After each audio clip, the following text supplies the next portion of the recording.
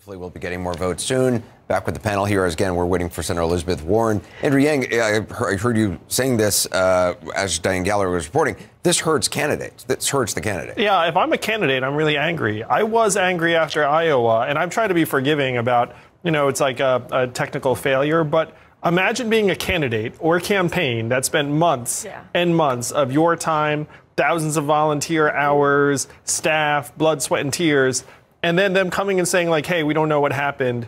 It's incredibly frustrating. And if you're going to try and propel any of the candidates forward, you owe quick results to the American people.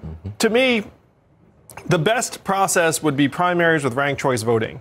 And this is something I was talking to Van about. If you had ranked choice voting, Donald Trump would not be our president today because he was consistently getting 30% of the vote or so. When you say ranked choice voting, you just mean voting? Well, it's just you vote and then you list, let's call it your 3 top candidates, and then your votes flow to whoever is left standing if your first choice, isn't contending. And so, if you had ranked choice voting, let's say Jeb Bush, if you were a Jeb Bush voter, your second choice was probably not Donald Trump. It was going to be someone else. And the same is true on the Democratic side. This is actually be a massive process improvement. And for people who are concerned about, let's say, an insurgent coming and running the table with 30% of the vote while you have 4 other candidates splitting the rest, ranked choice voting would help that immensely. Can we just say this has got to be the end of these caucuses? I know Harry Reid will kill me because he created this for Nevada, and it's important to Nevada, and it's important to the Democratic Party enough